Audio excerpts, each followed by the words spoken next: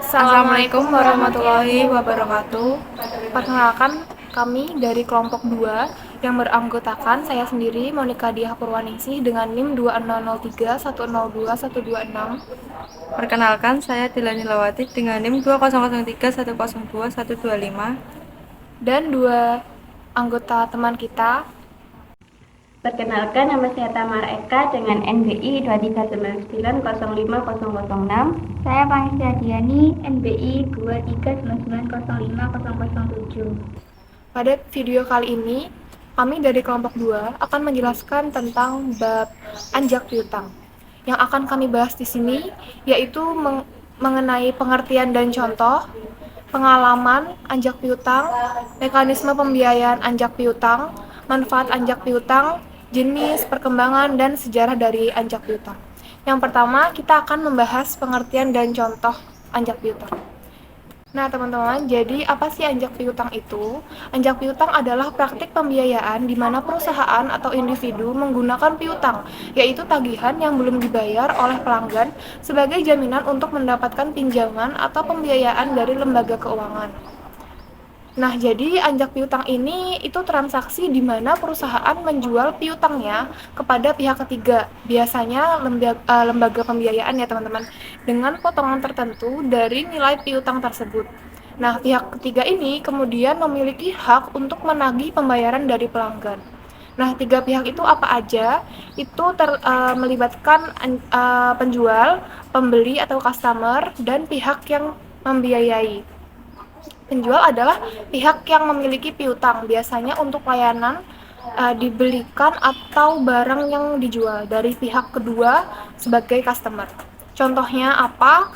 Contohnya itu lembaga pembiayaan yang termasuk anjak piutang ya. Itu ada Aditama Finance, PT IFS Capital, dan terakhir itu SG Finance. Nah, perusahaan penerbit kartu kredit juga, terus perusahaan yang termasuk ke dalam perusahaan penerbit kartu kredit itu kayak Bank Mandiri, Bank BCA, atau CIM Niaga. Nah, sekarang jenis-jenis anjak piutang. Jenis-jenis anjak piutang yaitu anjak faktur penuh atau full factoring, penjualan seluruh piutang perusahaan kepada lembaga pembiayaan. Anjak faktur tidak penuh, penjualan piutang tanpa tanggung jawab kembali jika pelanggan tidak membayar. Anjak faktur bersama, penjualan beberapa piutang dalam satu paket kepada lembaga pembiayaan. Anjak faktur terkompensasi, penjualan piutang dengan jangka waktu tertentu. Selanjutnya yaitu mekanisme pembiayaan anjak piutang dan yang melibatkan pihak ketiga yang memberikan dana kepada pemilik piutang dengan imbalan tertentu. Biasanya ada kesepakatan bunga atau fee yang harus dibayarkan oleh pemilik piutang sebagai imbalan atas pembiayaan tersebut. Pembiayaan anjak piutang dapat membantu perusahaan atau individu mendapatkan likuiditas cepat dengan menggunakan piutang sebagai jaminan. Next. Selanjutnya saya akan menjelaskan tentang manfaat dari anjak piutang. Anjak piutang dapat memberikan sejumlah manfaat, antara lain yang pertama ada pengelolaan likuiditas. Anjak piutang membantu perusahaan mendapatkan dana tunai dengan cepat dari piutang yang belum tertagih dan meningkatkan likuiditas. Yang kedua, pengendalian risiko piutang. Anjak piutang dapat mengurangi risiko keterlambatan atau ketidakmampuan pelanggan membayar piutang karena lembaga pembiayaan yang menangani proses penagihan. Yang ketiga, ada fleksibilitas keuangan. Anjak piutang menyediakan fleksibilitas keuangan dengan memungkinkan perusahaan fokus pada kegiatan inti bisnisnya, sementara lembaga pembiayaan menangani aspek keuangan. Yang keempat, ada peningkatan pendapatan. Dengan mendapatkan dana lebih awal, perusahaan dapat menginvestasikan atau menggunakan dana tersebut untuk menghasilkan pendapatan tambahan. Namun, penting untuk diingat bahwa ada biaya terkait dengan anjak piutang dan perusahaan perlu mempertimbangkan secara cermat sebelum mengambil keputusan untuk menggunakan layanan anjak piutang.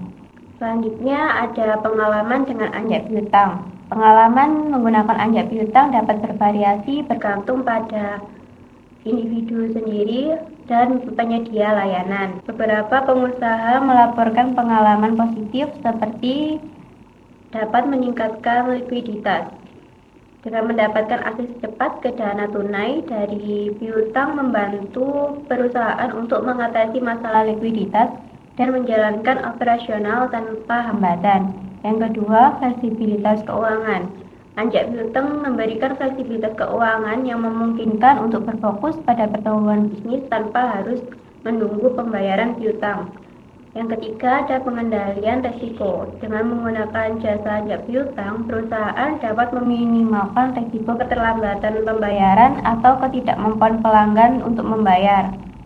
Meski begitu, ada juga potensi tantangan dan biaya tambahan terkait dengan anjak piutang.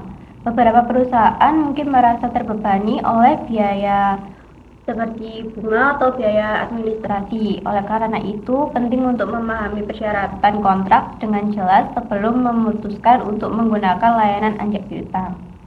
Selanjutnya saya akan membacakan perkembangan dari anjak piutang.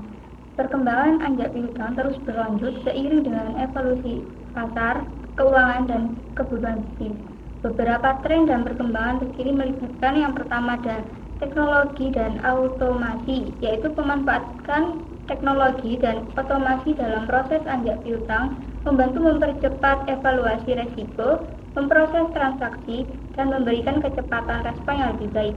Yang kedua ada platform pembiayaan peer-to-peer atau P2P, yaitu munculnya platform P2P memungkinkan perusahaan untuk mengajukan pinjaman atau mendapatkan pendapatan dari investor langsung tanpa melalui lembaga keuangan tradisional. Yang ketiga, ada model pembayaran berbasis kinerja, yaitu beberapa layanan anjak piutang mungkin menggunakan model pembayaran berbasis kinerja, di mana biaya terkait dengan sejauh mana mereka berhasil mengelola dan mengumpulkan piutang.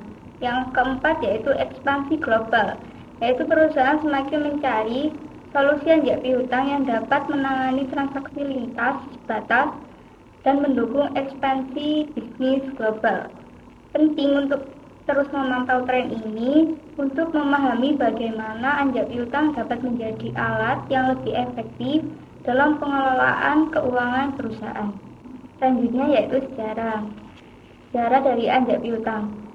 Sejarah anjak piutang bermulai berbagai suatu pembentuk pembiayaan di mana sebuah perusahaan menjual piutangnya kepada pihak lain dengan potongan harga untuk mendapatkan dana tunai segera. Ini membantu perusahaan mendapatkan likuiditas tanpa mampu menunggu pembayaran piutang. Praktek ini telah ada selama berabad-abad. Nah teman-teman, jadi setelah tadi saya sendiri sudah menjelaskan tentang pengertian dan contoh, kemudian Mbak Dela sudah menjelaskan tentang jenis dan mekanisme pembiayaan, kemudian ada Mbak Tamara yang sudah menjelaskan manfaat dan pengalaman anjak piutang, ada Mbak Pangesti yang menjelaskan tentang perkembangan dan sejarah. Nah, semoga materi dan diskusi video ini dapat bermanfaat bagi teman-teman semua. Kami izin tutup videonya, kurang lebihnya mohon maaf. Terima kasih. Assalamualaikum warahmatullahi wabarakatuh.